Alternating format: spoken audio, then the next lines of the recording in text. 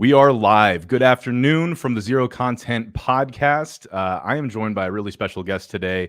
Um, there's a lot to talk about. And I kind of want to start before I begin with the introduction. The topic today is about academic research, the state of academic research in human computer interaction, user experience design in 2022. And we're also going to dive deep into gamification. And the two do relate, and we'll talk about why. But kind of getting started from my perspective, I have a background of like many designers that I've come to know today, where I dropped out of a state school to pursue kind of startup building, right? I kind of went that route. And everything that I've learned about user experience design, product design has been primarily through banging my head against a wall to solve a problem. I would do my best with the knowledge I had. And then when I get stuck, I open a book, I listen to someone who's done it before me, and then I get unstuck. And learning now has occurred. And that's a great way, I think, to get a lot of things done while also trying to make money in this field. There are drawbacks. And over 13 years, I've experienced those drawbacks personally. And what happens is when you're in a room with a lot of other brilliant people and you're trying to debate the optimal path, especially as designers, we should have at least the references to point people in the right directions and say, hey, psychology has told us in the past, or here's some reference that we can potentially leverage in making a really good decision. And as you start to really ask questions about how Gestalt psychology has informed modern psychology and how we can take those lessons to apply to user experience design today, that's great. And that stuff might be more discoverable for a designer like me, who is, the cowboy designer working through this. But then there's questions about, well, how with the ever-changing environment, gamification really became a thing in commercial products in, I think, like 2005, 2010, somewhere in that field, and we'll hear more about that. But then we've got, VR, we've got AR, we have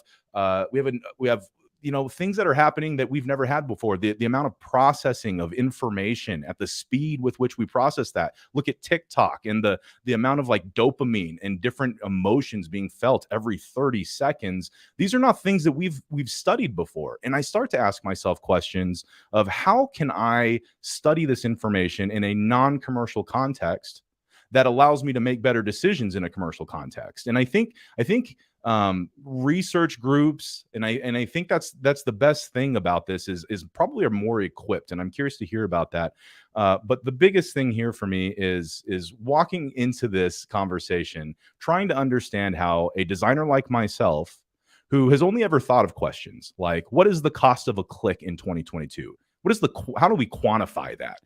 If I actually wanted to create research around this that went beyond just making my company money, what would those steps be? And join with me to really identify some of those answers is Dr. Lennart Nacke from the University of Waterloo. So I quickly want to introduce you because you have great credentials here. You are the professor of user experience, human computer interaction, and game design at the University of Waterloo. You're the director of their HCI Games Group, research essentially think tank for human computer action in games. You're the author of more than 200 published research works with over 26,000 citations in HCI and games design. Co-authored the book Games User Research, and the creator of How to Write Better Research Papers, which is available at academic.com. Thank you so much for joining us. Now, with that said, there's a lot to learn from you with writing, with research, with gamifications. The first thing I want to ask you is, what came first for you? Was it the interest in research or was it the interest in games? That's a good question. Well, first of all, thank you, Tommy, for having me on the show. I'm excited to be here. And what came first, research or games? I'd say I kind of stumbled into research. I was very excited. I was actually very excited about Pixar and animation and videos during my undergrad. And I always thought it'd be kind of cool to find a job in that space at some point because I was so excited about 3D animation. decided to study something called computational visualistics, which ended up being a lot of math. Turns out, you know, if you do a computer science type degree, you do a lot of math. And then, just kind of ended up through all of that being interested in games, because games were kind of like the movies, but in real time. And I already knew games. And then when I found out that you can actually do research in that space, I became very excited about that. And I think it was specifically the design aspect that drew me out of that technical background, because I was doing a lot of the computer sciencey stuff, but then I was like actually starting to get excited about people, which is what kind of made that path towards user experience and people-focused design, or user-centered design, however you want to call it. That was kind of my experience in the categories I'm at. It started with kind of this general level interest, and then really starting to see the way these things are impacted and used by people. And I feel like I hear that a lot with a lot of design thinkers. But you know, what I have a question for you is I know where I can find a lot of institutional knowledge, and I know where I can find kind of what we believe to be true about certain practices of psychology today. What is your interpretation of the state of HCI research in 2022? Yeah, I think it's a very good question, but it's also, I think as a researcher, we always have to ask ourselves, you know, like what is actually a fact, and how do facts come to be? How does it work that we understand certain things as a given, right? So we always have to be critical and skeptical about things. That's like one of the core traits of being a researcher. So when you're saying, you know, you kind of stumbled upon this, and you just kind of found out some of these things as you were engaging with them. This is kind of how it works for research as well, right? Like we ask ourselves a question, a research question, and then we kind of go into, okay, let's find out if this actually works. And so we design experiments around them and things like that. But if you're asking me sort of what are the hot trends, we could say in HCI. So one of the things that's really taken off, and this might be weird when you're working in industry and you're not seeing it yet, but it is virtual reality. So we're doing a lot more virtual reality research than in the past 5 years. There's a lot more papers that get submitted to CHI, which is the biggest conference in the field, academically speaking. Anyways, there's lots of other great conferences, but for academics, that's sort of a meeting ground. And so we see a lot more papers in that virtual reality space. We see a lot of stuff focused on design. People are thinking about AI and augmentation and things like that. Like, how can AI become a tool that supports humans to make better decisions? So it's this thing about, you know, in our heads we have that Terminator vision, but really like what HCI is doing, they're not thinking about the Terminator, the AI that's taking over. They're more thinking about we're having this thing that assists us to make things better, you know.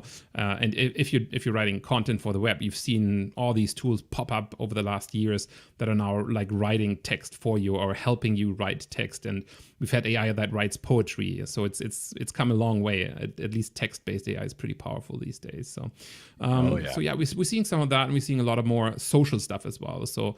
We're all familiar with social media, so there's a lot of research in social and crowdsourced intelligence and these types of things. Yeah.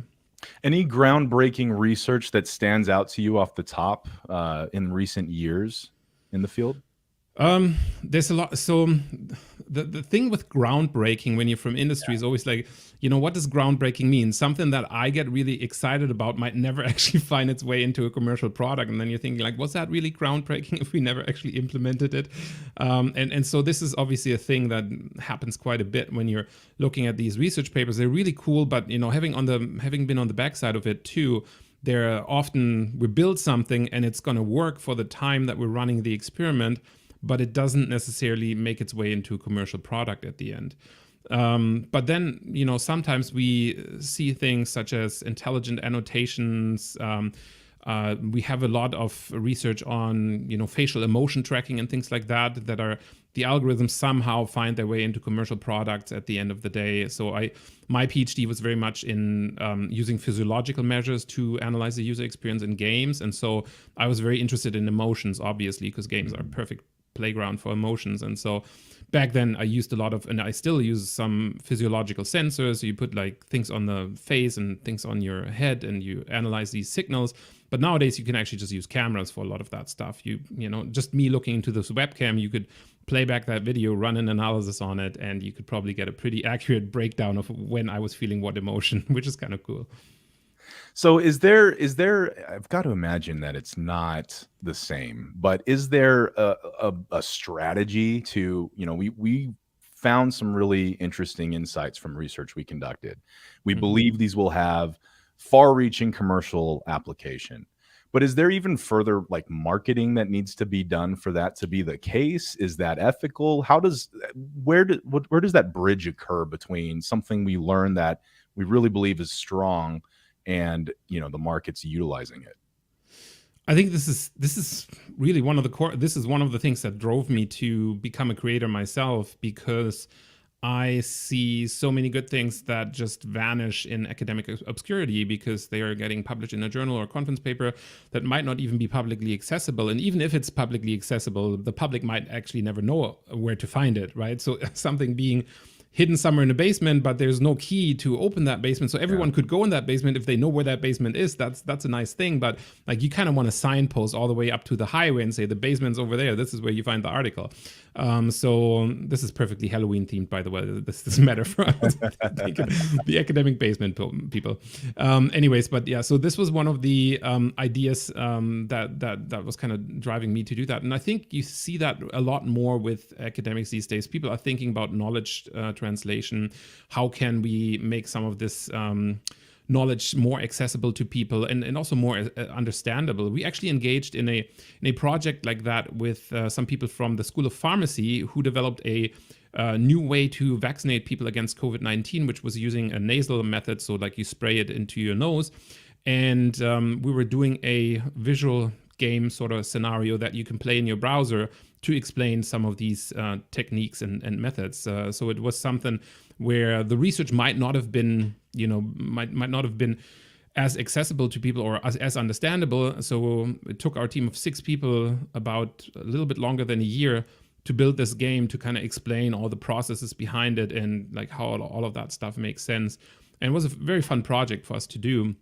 But also ended up being a really good educational piece for the public, because it could just go on the website, click on things, get a little bit of narration, a little bit of animations, a little bit of, we call that juiciness, like the sparkles and particles and things that you see. Yeah. So are there some pretty reputable contributors to the HCI and user experience space right now that are like pumping out really interesting milestone research that might be worth knowing? I mean, there are people that are always exciting to follow. There's obviously the traditional ones. You get a lot of stuff from the D School in Stanford, and you get Scott Hudson and some of those folks. You get a lot of Carnegie Mellon researchers. I personally really like Chris Harrison's work. He's always doing these small type of projects that really fit into a paper, like nicely scoped projects. He had something called Skin Put, which was basically input on your skin. So he's just like using that as a touch interface to interact with a computer. My colleague Daniel Vogel at the University of Waterloo here, he's also somebody that I really admire for his papers. He does a lot of stuff in the design space. So he really thinks about these kind of cool gadgets that you can do on your phone, or that make it really easy to do a simple new thing that you haven't actually thought about.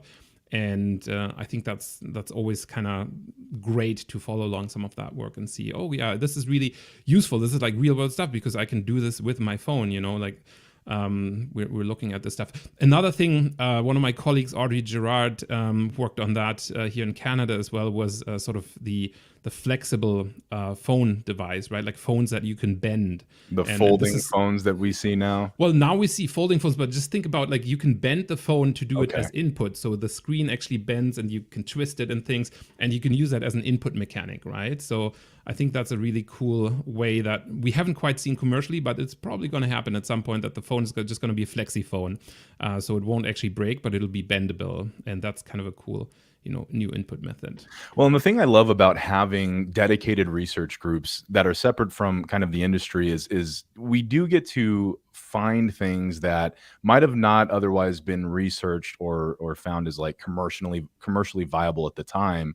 Like everything we were learning about accessibility has really come about, I think, through independent means, right? And so, my question is, while I'm a designer in the field working at a company, trying to make us money, trying to do the ethical thing and the commercially viable thing, what kind of credentials are needed to really start to make contributions to the field? Yeah, so this is a tough question because I personally think you don't need credentials to make a contribution. Anyone can, make a contribution. Anyone can pick up and understand research. I think what you're seeing is with those credentials is really just an assessment that you've done this in an academic environment. And specifically when you're going out and you're trying to do something very structured, like a research study or something like that, you do want to receive the training to be able to do that. I think design, being more of a creative process, is a little bit different. So there's obviously structured approaches to that. And then you get these lean canvases. But these days you can just pop up Miro and get one of the templates, and you already have, your lean UX canvas and all these different things that we teach in class. But it is nice to actually go through some of these structured processes to have a real problem. Often what we do at the university is we get a business partner, right? So we have a bank come in, or we had Rogers, a big telecommunications company in Canada, come in and say, we really want some new design ideas for some of these 5G the poles that we're putting into the space here, and kind of think about like how could we best organize that. And so I think as a designer, you're a creative problem solver, and the more training you get to do that problem solving, the better. And there's definitely two paths. One path is you're getting that knowledge as part of working for a company, or you're going to school and then you are working with profs and other people that help you build that knowledge, maybe not necessarily quicker, but they will definitely make sure that this hits sort of the academic standard.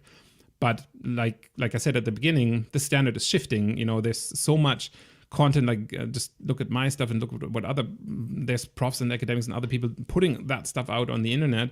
So I think, there's still there's a good argument for institutions, because universities and other things are still, very important when you're applying for a certain job, but they don't necessarily guarantee that you have actually done the knowledge. So I think, like, skill wise, you can find somebody with the same knowledge as long as they bring their own personal tenacity to it, that doesn't have a degree and might know as much as somebody that has a degree, right? It's no guarantee. The credential is no guarantee, is all I'm saying. The credential is a guarantee for a baseline, but the outcome still varies, right? Like they'll hit a baseline threshold, but beyond that, you get somebody that might have no credentials but might still be excellent. Yeah. And I want to encourage everyone who's tuning in onto the live, post some questions if you have any while we're talking. In the last 10 to 15 minutes, we're going to be taking those questions and answering them. But it sounds like it's maybe not too audacious of me to think that, and I'm going to go back to this example, the quantifying the cost of a click in 2022. All right. Pretty simple example, but it's something I've thought about at some point. I thought I'd use it as kind of an anchor throughout some of these questions. And, if I say, well, darn it, I want to quantify this in like a real meaningful way. But who am I? What would I, maybe it's not too audacious of me to think I can do that, but what would actually be the way I would start to find a path to doing that? What would be my first step? Would I want to find someone like you, or someone who has experience writing research in this way? Ideally, yeah, you'd probably go to a researcher. You could also go to somebody that has psychological training. They could probably also provide some of those insights for you. But it's really about somebody that has a systematic approach to things. So if you wanted, like if you went to me and said, hey, Lennart, let's quantify this click here, I would basically say there's two dimensions that you have here. One is interaction cost. That's the cost of moving any motor function in your body. So like putting the hand on the mouth and actually doing the click. And then the other one is the screen that you're looking at. And so then the screen presents you with a lot of visual information that you then have to process. And so the question is how much visual information is present. So you've two variables to that if you wanted to kind of come up with a quantifiable equation here.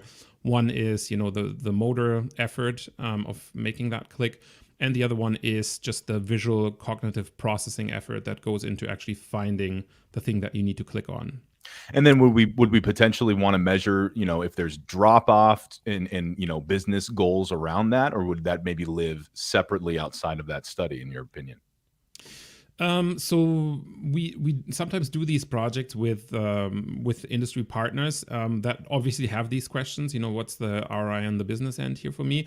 But it wouldn't necessarily be part of an academic study. So the academic Mhm. study is really just looking then at, okay, so how do humans do things? What can we say about the human psyche or the way that humans understand information processing that then helps us understand the rest of this?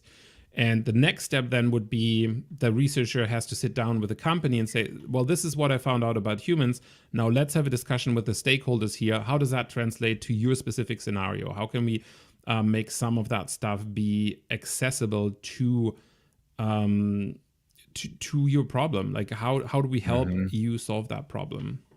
And so in that case, is there sometimes kind of like a scratching of backs in that scenario where you're allowing uh, maybe like their access to a real world problem to inform your study, and they're getting some sort of benefit to the company? Is that sometimes how that works, or? Yeah, I think the well, there's two benefits. The obvious benefit is usually if you invest money in research, you can credit that towards your taxes. So it's a really great, tax mechanism for companies. But other than that, it is also really useful for the company to direct that research. So a lot of companies have a vetted interest in how this stuff is actually found out. And I wouldn't necessarily go and ask that specific research question, but the company will direct me then to ask that specific research Mhm. question, and then we can find out that answer. The big discussion is always at the beginning of these collaborations. Are you putting, do you want to put an NDA on it? Because researchers don't do Right. NDAs, right? Like we need to publish our stuff publicly. It needs to be on a website. Even if people can't find it, they still need to be able to find it. So there's this whole thing, and big companies usually understand that, and they know that there's something attached to it. Sometimes you'll have a bit of an embargo where they say we want to work with this for the first couple of months. So you have, and usually that's how long it takes until the paper is published anyway. So you have the results, and then you go through this academic review process that usually takes about half a year. So nothing that you actually see in academic journals is like really fresh, right? Like this stuff, most of the stuff has been done a year ago by the time it's actually out there and people read it. So that's another thing where it's like speed of publication is something that we could easily fix with modern internet systems, but just the workload behind it is just so crazy that it doesn't, necessarily become easier.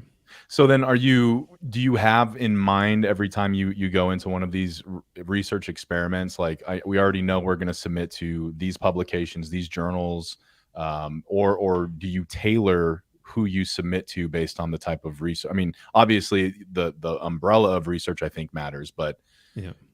what is your process for selecting publications or This is journals? yeah, I think it's a very interesting question because it really is one of the things that I teach even young faculty these days.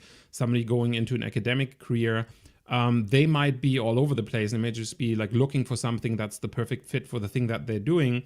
But I always emphasize strategize from the beginning. I mean, part of why I did this research paper course and why I really wanted to train people for Kai is once you emphasize that and you say, okay, I'm just going to submit to these conferences. For me, that's Kai and Kai Play. This is a conference series that I helped start a couple of years ago, and it's sort of a spin-off of Kai, just focused on games. But really, those are the two things where I like to publish, and then some journals are other things depending on, how much overhead we have that doesn't really fit in there. So sometimes I really look at fit. Does it fit in there, or can I put it somewhere else?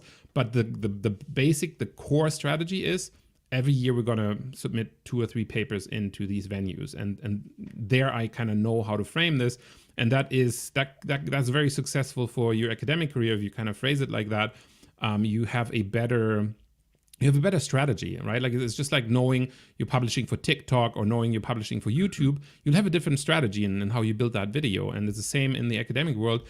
If you're saying I'm publishing for Kai or I'm publishing for a Journal of Media Psychology, very different approaches in how you write the paper and what parts of the paper you emphasize. So what research findings and how you tell your story. Because at the end of the day, these papers are all about storytelling, and you need to tell an interesting story in a different way for different publication outlets. Yeah. I don't know if this is a hot water question because I don't know the space, but do you have any preferred publications, not to publish to, but in terms of ingesting new research? Is there anything out there that's really standing out to you recently? Like that I've read or just like in terms of like venue that I'd like to watch, as in where it comes out. That you've read. So there, the thing is, I kind of forgot the name of it, but there was an article that I recently featured. So I have this newsletter that I write every week called the Academic Tip Tuesday. And obviously, little plug, you can find that on my website if you're interested in that. Which is great, by the way. Thanks. So what we do in that is I try to find like one research study every week, and they can be old research studies too, that I then try to summarize in a quick paragraph. And I think I had one like 3 or 4 weeks ago from a colleague Sebastian Dietering that was really kind of interesting in terms of like how we process engagement and motivation in this game space. And so definitely I'm watching Twitter with my colleagues. I'm watching LinkedIn, and I'm watching where people are, posting, okay, I've got a new article on this. And then, I usually have the, I guess, privilege through my institution that I have access to all these articles, even if they're behind a paywall. Then again, Sci-Hub, if you're interested in getting access. So yeah, definitely, I do try and read the stuff in my field. The nice thing about running a research group and being part of a big institution in a group of people is you just chatting with your colleagues. You also get so much inspiration. Like we're because of the pandemic, we've implemented things like Slack that's run all across what we have here is the Games Institute. It's a big institute just with everyone doing games research at the university. And so you have a lot of conversations throughout the day, and people are, posting, hey, I found this interesting thing. And you have like, 20 professors here that are all doing something game related somehow, and you're bound to find new stuff. And so I find that very inspiring to have that opportunity to get this stuff. And what kind of students are you seeing attending the How to Write Research Paper course that you're currently teaching? Yeah, so generally, it's actually an interesting difference because I used to teach it as a live course, so like real time at Kai for many years, and then I've taught it online, I think, for the last 3 years. But it's like an entire session, so you need to block out like 6 hours and sit there with me and kind of work through this thing. So I found like that was really interesting how that changed over COVID in terms of the audience. So we had a much bigger global audience. Before that, I think it was mainly North Americans or like English speaking people. And I think we have a lot more non-native English speakers in the course now, which is really nice to see. And with the online course offering that I have now, I also find that there is a lot more interest from other parts of the world. So really junior people trying to break into Kai and trying to understand, how can I get sort of the basic knowledge. One of the things that I've been toying around with, and I just haven't had the time to pull the plug on that, is also like offering a community, because I already do so much stuff on Slack and Discord, and just like dropping in a community so that they can ask extra questions, because that's always nice when you run these things in real time. You get the audience questions, and if it's, because this is just video recordings, right? So they just go through the recordings and kind of do everything by themselves. So it'd be kind of nice to add that, because for me, just teaching students in general, that's always nice to have that dialogue, and that dialogue isn't really there when you have a pre-recorded course that you're selling on your website. Yeah, communities are tough. I'm learning a lot about that myself as well. I'd love to chat with you more about it. Here's a question. Let's say I come across some really compelling research. It resonates with me. I went through, there's a whole other topic I'm sure we could talk about actual reading comprehension through some of these studies, right? For people who maybe aren't as literate like me. And let's say I have some really strong takeaways that I think would apply to a problem my team is trying to solve. How might you recommend to somebody who is working in the field and saying, hey, like I'm trying to apply these insights from this research and convince my stakeholders that we should make a decision based on this research without requiring that they also intake the entirety of the research? What might be like a great way to frame that? Have you had experience with that? I think you're not the only one. I think a lot of people are facing this problem, because I also have like students that then go into industry, they work for big companies, and it's always this thing like, how do I convince my stakeholders that this is really important? Because there's actually, there's research done on this, and there's really important takeaways here. I think what usually helps, at least in the things that I've been involved in, is if you actually have a credible source, like somebody that you can talk to and address. So like, for example, I've done this for my former students, that then I come in and then, okay, we can trust the professor at least, that, this is actually something, and then I'll just summarize it basically. But usually what you can do with if you're by yourself is also like just being able to summarize it and then pointing to the credential and pointing to the source. It's a lot more work, and again, it's part of the stuff that I'm trying to do in this newsletter is to just kind of summarize it for you, so you could just copy and paste, and there's always the reference at the bottom, so you can always have that reference and point the people to it. Well, it's published research, so it has passed peer review. People in the world think this is significant, this is important, so here's your sort of hallmark of this is something that you can trust. It's really just a matter of trusting.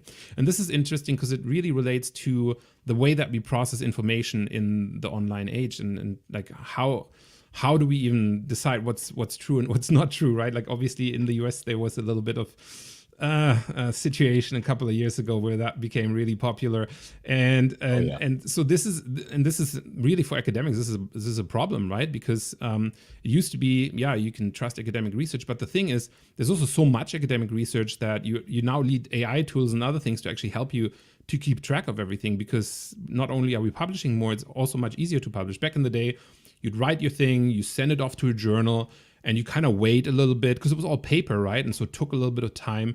But nowadays it's like boom, boom, boom. Like it's happening every year, and there's hundreds and thousands of papers because you don't have the printing cost anymore. And it's just these PDFs that are sitting online in these vast repositories. And like even for myself, I've experienced that in the last couple of years because of COVID. Usually at least you go to a conference and you meet the people and you get a little bit of the researcher's abstract, and you're like, okay, I need to read this paper because this was a real cool conversation I had with this person. And now it's like, oh, there's 2,000 new papers. Where do I start? Like I haven't had any conversations with anyone, like, and so you need to have something like Google for academia, and you can obviously, there are search engines that you can use to make sense of this vast jungle of information that you have out there, and just to kind of form your own opinion. But it is getting more difficult every year to make sense out of all of the research findings that are out there. Yeah, and one of the things that would concern me as a practitioner is, let's say I kind of have that foundation of lessons I've learned over the years that I refer back to help me move faster. And then I update that foundation as new information becomes available. But how, without very actively updating elements of that foundation, how do I know when some of that information I'm operating on has been debunked, right? I don't know if that's the right word I want to use. It is old, right?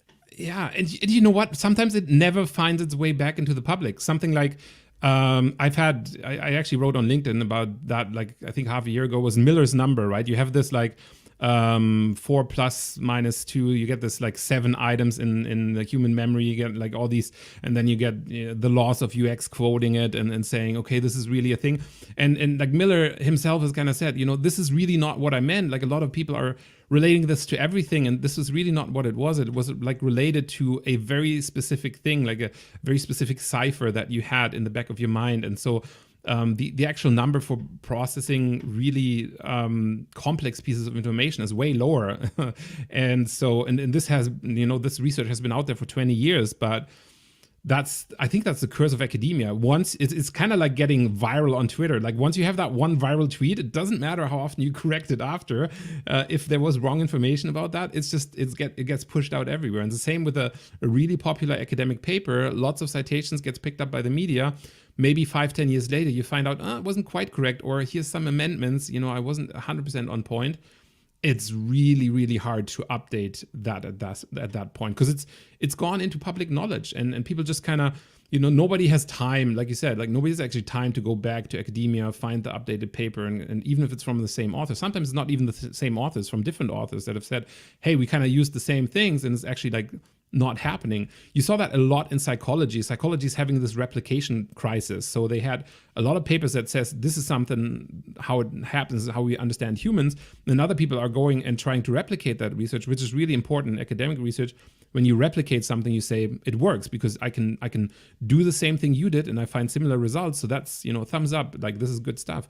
And that hasn't happened in a long time for a lot of psychological papers. So you got to take those with a grain of salt when people are saying, this is how the mind works, but it's like, but nobody else is seeing this finding. So is this really how the mind works? Should you be questioning that? Absolutely, you should. Well, and I think it was you that had actually corrected my interpretation of Miller's law at some point. And if not you, it was someone else. Well, I think it was you, wasn't it? But it really opened my eyes. I'm like, wow, I've been operating under this wrong assumption, this wrong belief for a number of years now. And I went and looked at it, and it really brought about why I reached out to you. I was like, hey, let's talk about this, because what happens is somebody might comprehend the research and they might not comprehend it correctly, but they might have a great writing style for the masses, and they deliver the message in such a way, and like to your point, going viral on something. And now that becomes, I mean, even universities that decide to kick off, like maybe they're not really leaning into UX, but they're just like, let's capitalize on like a program, and they create it, and then they like, it seems like it just starts to be pervasive all over the place. So that's why this topic's really interesting to me. Another thing, just wanted to add one more thing to that. Like, another thing is also keep in mind that at the end of the day, academics, as much as they're into it for science, a lot of them are also still human. So there was this whole, like, there's a lot of criticism, for example, about the Dunning-Kruger effect. And so then the original author himself said, yeah, well, you're actually just reinforcing my effect. So the question then becomes, they're holding on to their original. Here's some published papers that are criticizing it. And this is another thing, as an academic, this can happen. People can try to debunk it, but at what point is it actually considered debunked, right? Like, this is another thing. It is normal that people might find different results under different circumstances, but depending on how senior that other academic is and how much money they have and how much funding support and everything, it might take a long time for an established paradigm to actually make way to something new. And so do you think ego sometimes gets in there? If somebody publishes hundreds of papers and has one that really resonated, do you think sometimes some folks, and it's might not relate to everybody, but might won't really be critical before they accept that that's wrong? Yeah, like that. I mean, this is the bane of the academic system. Everyone's a critic, and like our life is just being criticized. Really, it's like we're actually putting ourselves through this voluntarily, that we submit our papers and people are criticizing things about us all the time, so that by the time we get accepted and we've kind of convinced 5 or 6 other peers that this is good stuff, then we're thinking, okay, like, then you really kind of bury your feet into the ground. You say, but people have said this is good. And so I think it's sometimes it's hard for an academic to kind of stand down and think, you know what, maybe I need to rethink how I did this, because maybe I just had a flawed paradigm, which, like, a way of thinking, a way that I looked at the situation. And this is hard. This is hard for anyone. So, and speaking of, I think some of the noteworthy work you've created was specifically around gamification, and even really defining what gamification was. Yeah. What made you say, hey, this is an area that I really want to study, and this is a particular piece of work around the definition of gamification that I think is important? What was kind of the process leading into that? So first of all, this was probably, I couldn't have picked a dumber area to go into, because I literally set myself up to be the target of these things. Because what happened at that time is a lot of people in industry came up with their own idea of what gamification is. And a lot of it was just marketing with like fancy pants on. And that was not what we understood as gamification, or what we wanted gamification to be, or like how we actually think gamification should be done. And so for the past 15 years, I don't know, I've just been trying to convince people that, this is not gamification. You're understanding it wrong. You're doing it wrong. And obviously there's always people that think they know exactly what they're doing and how it's supposed to be done. And misunderstandings about this whole thing. And so for me, the real reason to go into that is that I like to break down things like into systems and like the components of a system. And so I like to have this system approach to life, but also to games and the things that I interact with in that space. And so for me, this was really an understanding issue. I wanted to see if games are so cool and everything's working so well, how can some of this stuff translate to the real life? Plus, I was doing my PhD on the subject of fun at that time. So we had this large European Union funded project. I was in Sweden at that time. And we were interested in how do we measure fun? And for that, like, how do we create fun in the first place? And it's obviously is not something that's easy to do. It's like, the conclusive outcome of that big, large, multi-million-dollar EU project was, it depends. It depends on what you're doing. It depends on how you measure it. So it's not as easy as just saying one thing. But yeah, the idea behind it was really, how can we find out which of these elements apply. And then one of the things I found over the years as I've been teaching game design and working a lot with games is, and you can see every game designer say that as well, it's not that you can just take off one thing and it just works by itself. It's like the human body. You can cut off an arm, you can put that, this is total Halloween references, this show here. But like, let's say you cut off an arm, you put an arm somewhere over there, and then you say, well, this arm can still function. No, it can't function if it's not attached to the rest of the body, right? And the same with the game elements, right? Like if you're taking one specific element, it might only work in the context of these other elements being present. So you cannot necessarily just take out one thing and hope for it to work exactly the same way as it works in a game, because in a game it is embedded in that system, right? Like, and a lot of people were looking at leaderboards at that time and progress bars and these types of things, and they're still really, really popular, but it's only a part of the whole, right? Like a progress bar only works if I understand my goals, if I set my goals myself, if I know what the path is that I need to complete that progress bar. Just putting in a progress bar, just putting in a badge, just putting in a gold star is not going to make your app more exciting. I'm sorry, but this was back in the day. This was the things. It's like, let's just slap on the progress bars, let's slap on the gold stars and all the things, and people will just come and they will just understand it. No, first, make it real for them, make them care about it, and then use it to give them feedback. So feedback, I still am a core believer. Feedback is so powerful, and the different ways that games provide feedback to us is such a big motivator. And that's where a lot of that secret lies, right? Like, how do we design for this feedback so that it becomes meaningful? And that's really how a lot of good gamification, in my opinion, works. Now, in your opinion, so on that note, and I love the topic of gamification, and I was there when I saw kind of the marketing boom of gamified products, and a lot of companies, most did it wrong, and they learned, oh, I can't just create like a clever brand name and call it brand bucks, and you get brand bucks when you use our app, and everyone will come flocking. And it's like, no, no one cares about brand bucks. That doesn't do anything for them. And you gave some great examples on kind of the core components. But today, what are some of the products out there that you've seen? I can think of at least one or two that I seem compelling enough that seem to incorporate gamification in really well done ways. Anything come to mind?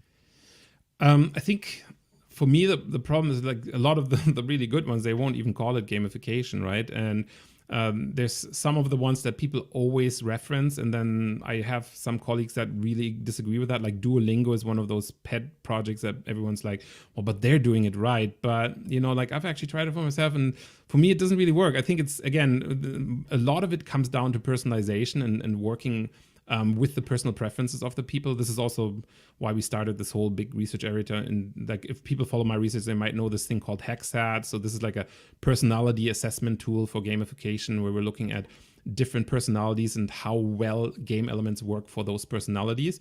And so this is still something that's just lacking from a lot of these approaches, is they're doing it well, but you got to fit into that personality that it works for. And then it's really something that you get excited about. So, but yeah, I wouldn't necessarily single any single one out. What I really am appreciating is that what it's led to is a lot more consciousness about aesthetic and feedback / juicy feedback oriented design. So juicy feedback is this idea of the bells and whistles and sparkles and things that we see.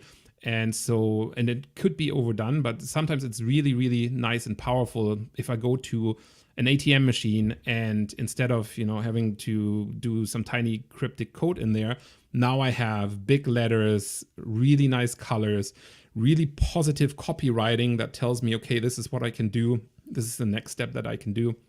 Just overall a more engaging experience. And that, I think, you know, those things are worth a lot. Would I call it gamification? Probably not. But I think they're very powerful in terms of like how it has influenced our design approach to things. And something I've seen a lot, both in gaming and in commercial products, is kind of the adoption of the battle pass metaphor, right? Where you're kind of accomplishing milestone goals that usually have some sort of reward attached to them. Yeah. For whatever you're doing, right? And in gaming, that makes sense. It's like you're playing, you're gaining experience, you're unlocking a new skin or something like that. An example that I've seen that applied that seems to work well I can't speak for the numbers, but Starbucks has a kind of battle pass, and True. I've seen like my wife will use this, and every time she makes a purchase, she's that much closer to some sort of discount or a free drink or whatever the case is. And I thought that was kind of clever. Do you consider that gamification? Yes, I do actually. This is actually one of the successful examples. I think you're right. Like Starbucks is doing a really good job. It's relevant, right? Like relevant to the brand. Like it does actually result in something that I'm doing anyways, which is getting a drink. So it does actually help me get a drink or get a like 50-star, 150-star item or whatever they call it. So an item off of their menu. But at the end of the day, it's a loyalty system, right? Like, is it gamification? I think it's an amped up loyalty system, definitely with good inspiration from gamification. For me, gamification would have more actual elements of a game, like things where we're really really going deep into like actually solving a challenge or something like that. And in this case, there's no challenge, right? Like one of the things where you can see actual games being used is like McDonald's Monopoly, which is also ultimately extremely broken because there's so many ways to hack that. But at least here we're sort of in a game space, right? Like we're entering sort of this magic circle that a lot of people are really excited about in games. The magic circle is sort of this idea like whatever you do in that game doesn't go outside of that game. It just kind of matters within that game space. So nothing can happen to you, nothing bad can happen. You can die in a game and it doesn't matter for the rest of your life, kind of thing. So by your definition, and you are the source here, you have, I mean, that paper has been cited. I don't have it up now, but tens of thousands of times, if I'm not mistaken. What are the core components? And you talked a little bit about them, but is it, if I'm a company and I really want to add a level of successful gamification to my product, is it a challenge? I need to have something that's like a challenge, some sort of like intrinsic value, feedback system. Like what would you bullet point that as? Well, I think you also got to keep in mind that that paper's old now, right? Like it's like 12 years old. So like obviously our understanding of this has shifted over time. But I think like one of the key features here is to look at that whatever element I put in there, it always will work together with the other elements. So they're all connected. You're building a system at the end of the day. What you want to put in there has to create some sort of feedback for the user so that feedback can reinforce or stop behavior. So you want to kind of entice or disentangle some of that behavior that the people are doing. And this is, I think, why a lot of the gamification people actually ended up doing behavioral design, because at the end of the day, a lot of it ends up guiding people's behavior and how are we doing that. And so for me, that's kind of, that's sort of at the heart of it. And the next step is, you want to, so there's basically two types of how you can generate excitement in games. One is luck. And if you have too much luck, you're basically doing gambling. That's not gaming anymore. That's just like you toss a coin and something happens. Toss a coin for the Witcher. No, whatever that song was. Anyways, so great show, great reference. And so like you're essentially just gambling in that case. And the other one is skill, right? Like you have something like the Souls-like genre of games where you have like Demon Souls, Dark Souls, these types of things where it's like really unforgiving, like you really have to build your skill, really steep learning curve kind of things. And then everything else is somewhere in between. Like you're building a little bit of skill, but you're adding a little bit of challenge, and you can fine tune some of these elements, right? And I think this is, for me, the biggest issue with something like McDonald's Monopoly, which is great on the chance end of things because you don't really know what you're doing, and you're getting these things. But how cool would it be if you actually added a challenge element in that, such as you have to be there at a certain time? And I think this is actually something that Foursquare, back in the day when it was still a thing, did right for a little bit. They did a lot of things wrong, but that's something they did right, which was really like, okay, at this time you go in here and then you get that extra incentive. You get, the special deal at this time if you do sort of this follow-up. And Starbucks has done it as well with their stuff. Is basically you get something for breakfast, you can come back later. So they have this extra element of incentivizing how often you go to the store and do things. And then, of course, it ties into their in-game economy, this reward point system and everything like that. This conversation, I could go on. I could talk about this forever. Dr. Lennart Nacke, I really appreciate your time. Before we jump into questions, and if anyone has questions, continue to ask them. We've already got a few collected. What are you working on now, and where can people find you? Yeah, so actually, one of the big things that I'm currently looking into with one of my PhD students is we're very interested in deceptive design. Now, this is something you might know as dark patterns, where things are happening that are guiding user behavior in ways that are maybe not so great, and we're studying some of that in the context of games and other things with these types of technologies. And hopefully we'll be writing some papers on that in the next year. Obviously, also in that space, we like the area of virtual reality. We do a lot about realism. Like I had a really great postdoc now professor in my group that was interested in realism and like how we understand realism and how we can build sort of environments that feel real and that make us feel actually relaxed in a way if we use virtual reality as a sort of a relaxation technique. Anyways, I could talk about that forever. There's lots of that's stuff in fantastic. that I have a quick question for you before I Yeah. kick into the questions on deceptive design. Just out of curiosity, do you think a component of intentionality has to exist in order for a bad design to then be considered deceptive? Yeah. Like so there's a lot of just bad design that ends up being deceptive design, but it's non-intentional bad design just because somebody doesn't know better. But that's very rarely the case. Like very often, a deceptive design is intentional, and you can make out why that was intentional. So even if a designer in that case might argue, oh, I just didn't think about it, you can actually track it back and say, well, there's really no way you could have missed this. And I think along those lines is also like it's super important. This is something I'm really pushing for, more ethical education for designers. Like we have so many great designers, but if you look at Silicon Valley and this whole startup mentality and just like do and just like fix it later. No, like actually think about it when you're building Facebook, think about all the privacy and design implications. Don't just be like, hey, we're building this cool tool. But if Facebook would have spent a little bit more time at the beginning on, okay, so what do we do about some of the privacy issues? I think a lot of the issues that they faced later on could have been avoided, right? Like, so ethical design from the beginning, I think is really powerful. This is why I think it's really fantastic that there are independent, outside of the market, groups that do some of this research, because a lot of these things on the ethics side just wouldn't be prioritized the same way. That's fantastic. Exactly. Hey, Freddie, what do we have for some questions? I know we have a couple. Sure. We have our first question from Eduardo on YouTube, who asks, since publishing in conferences proceedings has its value in the area of HCI research, I would like to ask Dr. Lennart how I decide between submitting a paper to a premier conference or a journal. Yeah, that's a really good question, Eduardo. Thanks. There's basically, in the field of HCI, you cannot go higher impact than the Chi conference. So that counts. If you're thinking about an academic career and you want to apply for tenure or professorship somewhere, a publication in that conference will have the highest value for you. So that's just a matter of looking at the metrics, looking at the citations you get and things like that, looking at the rigor that goes in the review process. It's rigorous than most of the journals in the field.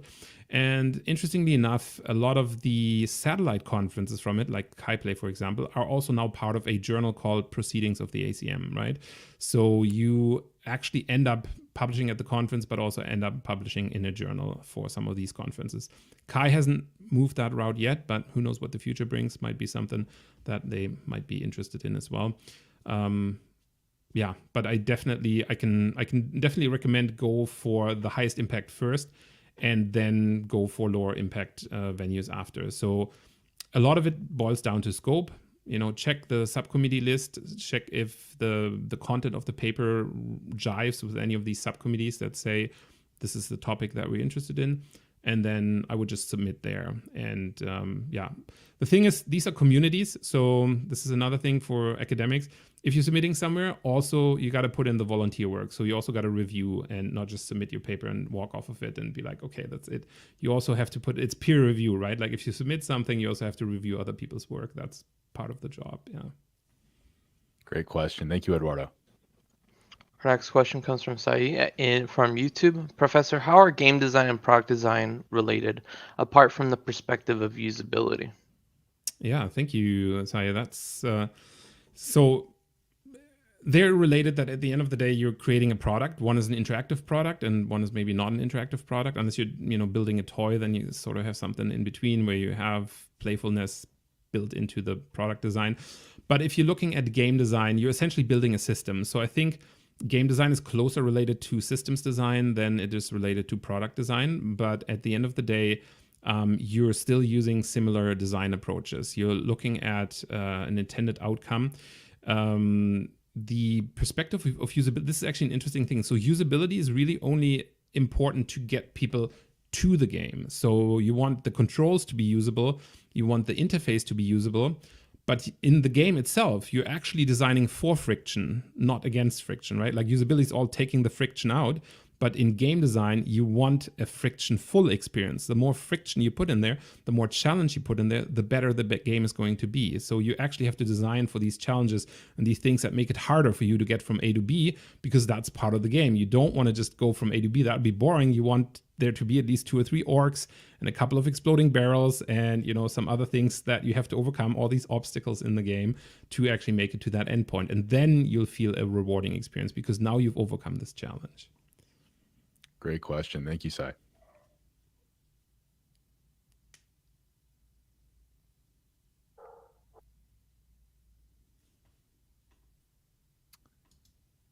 Anything else? Any other questions, Freddie? I think that's about it, right? Oh, we have one more question from YouTube from Rai. It's Dr. Lennart. If someone wanted to transition from user experience design and into game design, what would be your best advice to do so? Yeah, it's a good question. I do think user experience design and game design are way more related than product design, so that makes a lot of sense. So user experience designers, I would recommend to have a look at the GRUX Discord. So there's a special interest group of the IGDA. This is the International Game Developers Association, that is called the Games Research and User Experience Special Interest Group, GRUX. And they also have a Discord, really active Discord channel, open to everyone. You can just Google them, and that'll be a good starting place. There are a couple of Slacks that I can dig out. I have to look at it again, that are looking specifically at UX in games. Obviously, not to tout my own horn, but there's my newsletter as well, where I really try to marry the worlds of UX design and game design. So if you haven't subscribed yet, just go to my website and you'll find lots of information there. And I'll try to make some of these other resources accessible there as well. So that it really is great. I highly recommend it. I'm not just saying that because he's here. I do recommend that newsletter. If you're a designer, regardless on which side of whether it's games or commercial, it's a great newsletter. There is actually one more question in here I just saw, and I think we have one more minute.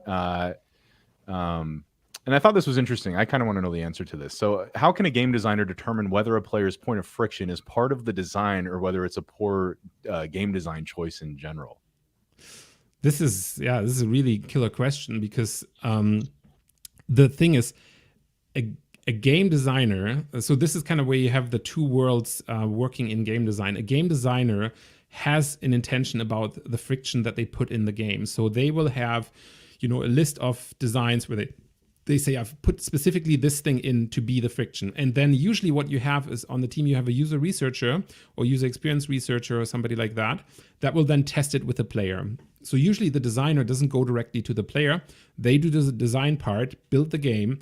The game then gets to the user experience researcher that then tests it with the player, get that feedback, and then that feedback from the player will say, this is something where I'm not enjoying it, where I'm not having a good experience.